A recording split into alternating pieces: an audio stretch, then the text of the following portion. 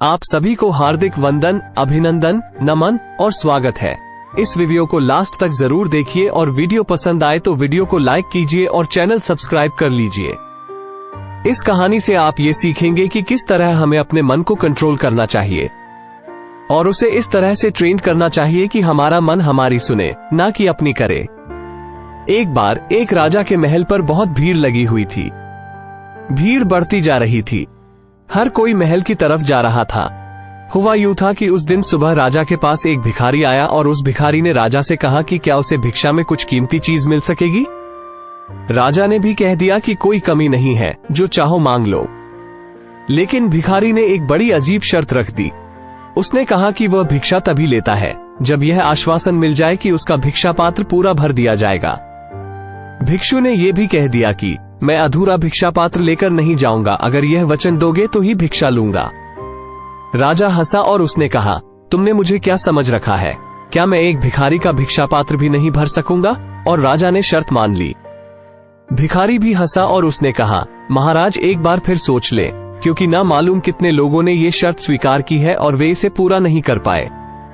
राजा ने मुस्कुराते हुए अपने वजीरों को कहा कि जाओ, अनाज के दानों से नहीं बल्कि हीरे मोतियों से इसके भिक्षा पात्र को भर दो। भिखारी ने दोबारा टोकने की कोशिश करी, पर राजा ने वजीरों से कहा, समय बर्बाद मत करो, जाओ और उसके भिक्षा पात्र को हीरे मोतियों से भर दो। वजीर बहुत से हीरे मोती लेकर आया और उस भिखारी के भिक्षा पात्र में डाल दिए। भिक्षा पात्र में डालते ही वो हीरे मोती कहीं खो गए और भिक्षा पात्र खाली का खाली रहा। सुबह से दोपहर हो गई, लेकिन वो भिक्षा पात्र खाली का खाली ही रहा। राजा को समझ नहीं आ रहा था कि आखिर यह कैसा भिक्षा पात्र है। दोपहर से शाम हो गई, लेकिन वो भिक्षा पात्र अभी भी खाली था। आखिर में राजा भिखारी के पैरों पर गिर पड़ा और माफी मांगने लगा। राजा ने कहा, मैं माफी मांगता हूँ, बस आप इतना बता दे कि यह भिक्षा पात्र क्या है? क्या इसमें किसी तरह का जादू है या कोई और रहस्य? उस भिखारी ने बताया, ये ना तो कोई जादू है और ना कोई रहस्य। एक बार मैं शमशान घाट से गुजर रहा था तो मुझे वहां एक आदमी की खोपड़ी पड़ी मिली और उससे मैंने ये भिक्षा पात्र बना लिया और मैं खुद ही हैरान हूँ। इंसानी मन से बनी ये खोपड़ी कभी भरती ही नहीं। इस कहानी से यह सीख मिलती है कि दोस्तों, आप अपने मन और शरीर की इच्छाओं को कभी पूरा नहीं कर पाएंगे।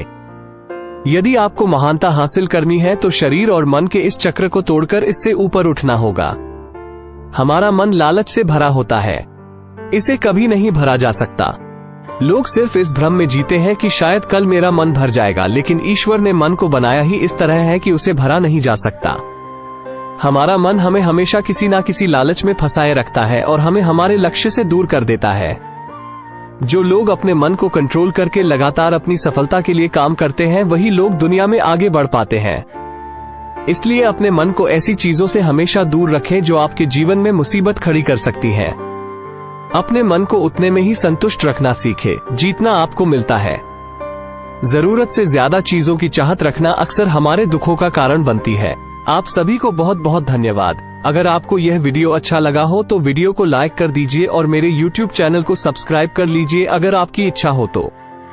अंत में बोलना चाहूंगा, यूं जमीन पर बैठकर क्यों आसमान देखता है, पंखों को खोल जमाना सिर्फ उड़ान देखता है।